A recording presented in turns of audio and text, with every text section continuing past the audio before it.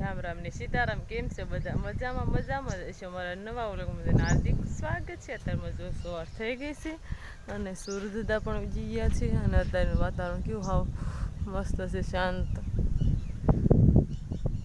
અને આપણે ઘરેથી વાડી આવી છે અને આપણે વાડી આવીને કાંઈ કામ તો નથી. આપણે જો વાળી નાખ્યું અને બળદને નીર પણ નાખી દીધી, નીર પણ ખાવા મળ્યા છે અને આપણે હવે કાંઈક કામ કરવાનું છે તો થોડુંક કાંઈક કામ કરવી. અને અત્યારમાં જો વાદળા પણ થઈ જશે તો આપણે ઝાડના પોડકા ઘરમાં પડ્યા છે તો આપણે બહાર અહીંયા મૂકવાના છે, ફૂંકાવાના છે. એટલે ઝાડ હમણાં બફાઈ જાય ને એટલે આપણે અત્યારમાં ઝાડના પોડકા બહાર ભરવાના છે અને ઢગલાને એવું પણ કરી નાખ્યું, ઢગલાને એવું ભરી નાખ્યું છે અને ઢાંઢા નીચે વાસીદું પણ કાઢી નાખ્યું છે અને ઢાંઢાને નીણ પણ નાખી દીધી છે.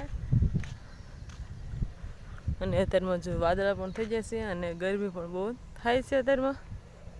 અને હાલ પર બકાલાના કેરા છે, જો થોડીક મગ છે અને સોળે છે અને શીંગું પણ કોક કોક આવી ગઈ છે. આ મગમાં જો કાંટા છે એટલે કોક કોક શીંગું આવી છે. અને મારું અત્યારમાં ટાસ ભરવા જશે તો હમણાં ટાસની લારી પણ લઈને આવશે તો આપણે આમાં ઠલવવાની છે. કાલે આપણે જો એટલી બધી ટાસ હાર્યો હતો મારું લારી 4-5 ફેરા નાખ્યા હતા એટલે એટલો બધો ટાસ થઈ જશે.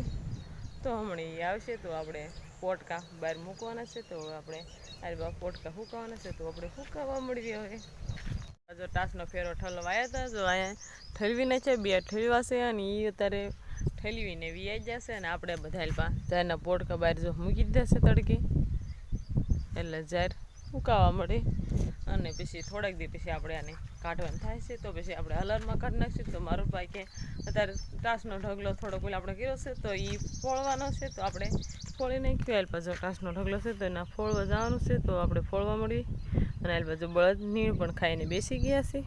જો હાલપા ટાસનો ઢગલો ફોળવાનો છે તમારી બેન ફોળવા મળશે. હાલપા આ ખાતર ઉપર નાખી દેવાનું છે. અને હાલપા જો ઝાડવા છે, આંબા છે, હાલપા દાળમડી અને લીંબુ છે, લીંબુડી અને આ બોવડી છે ને બોવડીને બધા પાન ખરી ગયા છે. અને અત્યારે જો બીજા ફાલ આવ્યો છે તો આપણે પણ ઘડીક મદદ કરવા મળીએ એટલે કાંઈ ને કાંઈ ટાસ ફોળાઈ જાય. હાલપા ફોળવાનો છે તો આપણે ફોળવા મળી. વાડીએથી ઘરે વિયાય છે અને બપોરા પણ થઈ જશે તૈયાર તો બધા બપોરા કરવા બેસી જશે. ભીંડાનું શાક બનાવ્યું છે અને આમાં બધું સાઈઝ છે અને હાલપા આમાં બરફ છે, પાપડ તળ્યા છે અને ઘઉંની રોટલી છે અને આપણે જો સંભારો બનાવ્યો છે કેરીનો અને બપોરા કરવા બેસી જશે તો આપણે પણ બપોરા કરી લેવી. જો પેલા ગુવાર ઉતારવા જતા સવારમાં તો એ તાર વિયાયા છે અને અમારા સંજયભાઈ જો રોકાવા જશે એ પણ આવી જશે. જો ઠેલો લઈને વિયાય છે પરાયણે નાખીને અહીંયા ઘરે આવીને જીતો જો ફોન પકડી લીધો છે મારી બેનનો અને એ સંજય વિયાયો અને મારી બેન ગોતી છે એ કરિયાણા રોકાણે છે તો એ થોડાક દિન પાછી વિયાવશે અને અમારા સંજયભાઈ જો ઘરે આવી જશે. કેદું ના જતા મારા બાજુ ઘઉં પણ છે. હવે ઢોળ નીચે વાસીદું કાઢવાનું છે તો આપણે વાસીદું પણ કાઢવા મળીએ અને નીણ પણ વાઢવા જવાનું છે તો આપણે નીણ પણ વાઢવા જવા દઈએ. સાંજ થઈ ગઈ છે અને હજુ વાળું પણ તૈયાર છે ને વાળુમાં ઘઉંની રોટલી છે, આમાં જો શાક બનાવ્યું છે, સા છે અને બધા જો વાળું કરવા બેસી જશે તો આપણે પણ વાળું કરી લઈએ. તો આજનો દિવસ કાંઈક આપણે આવો રહ્યો. કોમેન્ટમાં કહેજો કેવો લાગે, પસંદ જ આવ્યો તો લાઈક કરજો, શેર કરજો, ચેનલ પર ન હોય તો સબસ્ક્રાઈબ કરી નાખજો.